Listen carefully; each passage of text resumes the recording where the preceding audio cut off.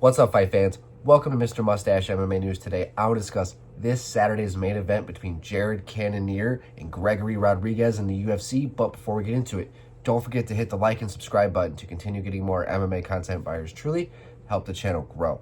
All right, guys, getting right into it. We got Cannonier taking on Gregory Rodrigues this Saturday in a fight where, you have Cannonier, the consummate professional, a massive fight night main eventer, right? I'm pretty sure the last 5 times he's been on a fight night, he has been the main event. He has had a career that only one fighter can marvel for and hope to have.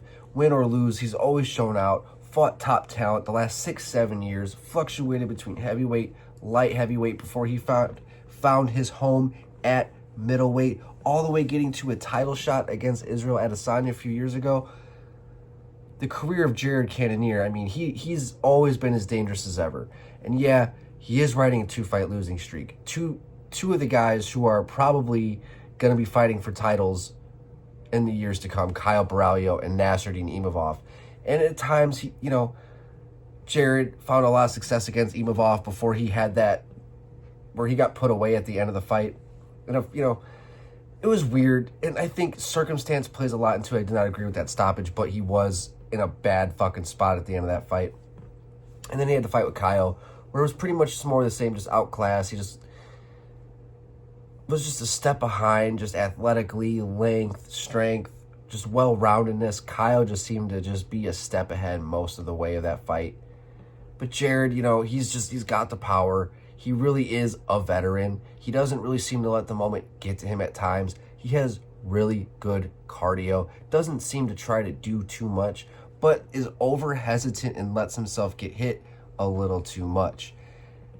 A little bit too stationary, takes pictures out there a little too much. I think that he marvels at his opponent a little more than he should. And going against Gregory Rodrigues here, because you have Jared who's 40, you have Gregory who's 32, which is weird. Definitely does not look like he's 32 years old. That's one of those things where it's like people say Francis is older than what he says he is. A lot of the Cuban athletes who come over to the MLB and baseball, they say are a lot older than what they say they are. Yoel Romero, they're saying, was older than what they said he was. So is he really 32 years old? I'm not sure. But if he is, he's going to have an 8-year youth advantage on Cannonier. I mean, if you're one of those betting odds guys, that guy with an 8-year age edge on his opponent, the odds favor them, I'm pretty sure, rather heavily. But Gregory in this fight, he's powerful stand-up, doesn't have the best head movement. He's been put away before, especially against Bruno Ferreira, I think it was. But since then, he's riding a 3-fight winning streak, 2 of them via finish, and he's kind of able to do it everywhere. He's been able to battle back to show grit, heart, will, determination, toughness. That fight he had against Chidi and Joe Kawani, go back and watch that fight. Takes a cut across his eyebrows, was able to battle through all that blood, the cut, and was able to find the finish later on in the fight. But most recently, 3-fight winning streak. He's got a lot of confidence behind him. Phenomenal jiu-jitsu practitioner, world class. So if this fight goes to the ground, if he can get the fight to the ground, Cannonier is going to be in a lot of trouble. But Jared does not, he's strong. He makes these situations difficult. So if Gregory's going to get the fight to the ground, he's probably going to have to work pretty hard for it. He's going to have to, he's going to have to empty some of that gas tank to get Jared to the ground. And in a 5-round fight, I'm curious to see how Gregory is moving rounds 3, 4, and 5 if we're still in the fight there at rounds 3, 4, and 5. But, because Jared, he packs so much power. It's one of those things where it's like, on paper, Gregory should take this fight. He's just so dynamic everywhere, built like a brick shit house. Great, he's good wrestling, world-class jiu-jitsu, good striking, dangerous striking, one-shot knockout power.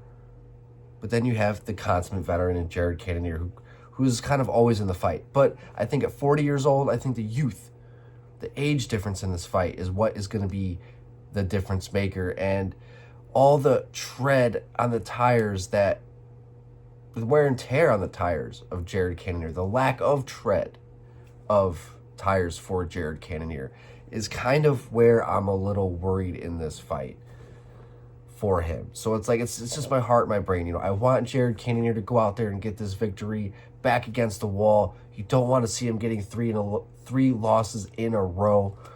But then you have a guy like Gregory Rodrigues, RoboCop. They call him RoboCop for a reason. Is dangerous everywhere. And it's like, yeah, I think he's gonna win, but I want to see Jared pull out the victory in this fight. The old vintage Cannonier. But that's going to do it for today, guys. I'd love to hear your guys' thoughts. Do you guys have Cannonier? Do you guys have Gregory Rodrigues? I'd love to hear your guys' thoughts. But that's going to do it for today, guys. Mr. Mustache, MMA News out. Let's fucking go, fight fans.